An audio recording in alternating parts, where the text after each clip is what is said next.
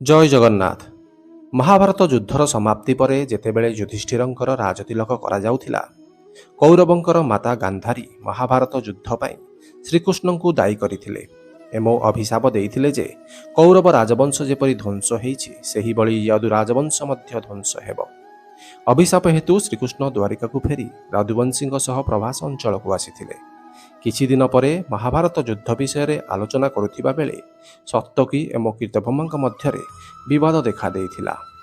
ସତ୍ୟକୀ କ୍ରୋଧିତ ହୋଇ କୀର୍ତ୍ତବର୍ମାଙ୍କର ମୁଣ୍ଡ କାଟିଦେଲେ। ଏହି ପାରସ୍ପରିକ ଯୁଦ୍ଧ ସେମାନଙ୍କ ମଧ୍ୟରେ ଆରମ୍ଭ ହୋଇଥିଲା ଏବଂ ସେମାନେ ଦଳରେ ବିଭକ୍ତ ହୋଇ ପରସ୍ପରକୁ ହତ୍ୟା କରିବା ଆରମ୍ଭ କରିଦେଇଥିଲେ।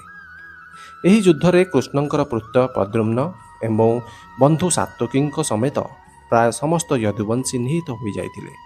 କେବଳ ବାଭ୍ରୁ ଏବଂ ଦ୍ୱାରିକ ଜୀବିତ ରହିଥିଲେ, ଯିଏ ପରେ ୟଦୁ ରାଜବଂଶକୁ ଆଗକୁ ବଢ଼େଇଥିଲେ। ଶ୍ରୀକୃଷ୍ଣଙ୍କର ମୃତ୍ୟୁର ରହସ୍ୟ। ସେ ଦ୍ୱାରିକାକୁ ତାଙ୍କର ବାସସ୍ଥାନ କରି ସୋମନାଥ ନିକଟରେ ପ୍ରଭାସ ଅଞ୍ଚଳରେ ସେ ଦେହତ୍ୟାଗ କରିଥିଲେ। ପ୍ରକୃତରେ ଏହି ପ୍ରଭାବରେ ତାଙ୍କ ପରିବାରର ବିନାଶ ଦେଖି ଭଗବାନ କୃଷ୍ଣ ବହୁତ କଷ୍ଟ ଅନୁଭବ କରିଥିଲେ। ଦିନେ ସେ ଏକ ଗଛ ମୂଳରେ ବିଶ୍ରାମ ନେଉଥିଲେ, ସେତେବେଳେ ଜଣେ ଶିକାରୀ ତାଙ୍କୁ ହରିଣ ଭାବି ଭୁଲରେ ତୀର ମାରି ଦେଇଥିଲେ। ଏହି ତୀର ତାଙ୍କ ପାଦକୁ ଆଘାତ କଲା ଏବଂ ସେତେବେଳେ ସେ ନିଜ ଶରୀର ଛାଡ଼ିବାକୁ ସ୍ଥିର କରିଥିଲେ। ଜାନଶତ୍ରୁ କହିଛନ୍ତି ଯେ ଦିନେ ସେ ଏହି ଅଞ୍ଚଳର ଜଙ୍ଗଲରେ ଥିବା ଏକ ପିପଲ ଗଛ ତଳେ ଯୋଗ ନିଦ୍ରାରେ ଶୋଇଥିଲେ।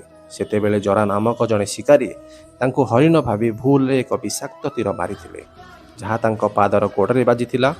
ଭଗବାନ କୃଷ୍ଣ ଏହାକୁ ଏକ ବାହାନା କରି ନିଜ ଶରୀର ଛାଡ଼ିଥିଲେ, କିନ୍ତୁ ଏହା ମଧ୍ୟ ତାଙ୍କର ଏକ ଲୀଳା ଥିଲା। ବାନର ରାଜା ବାଳି ଏହି ଜନ୍ମର ଜରା ଥିଲେ। ପୁରାଣର ବିଶ୍ୱାସ ଅନୁଯାୟୀ ପ୍ରଭୁ ତ୍ରେତୟା ଯୁଗରେ ରାମ ଭାବରେ ଅବତାରିତ ହୋଇଥିଲେ ଏବଂ ବାଳିକୁ ଲୁଚିକରି ପ୍ରଭୁ ରାମ ତୀର ମାରି ତାଙ୍କର ହତ୍ୟା କରିଥିଲେ।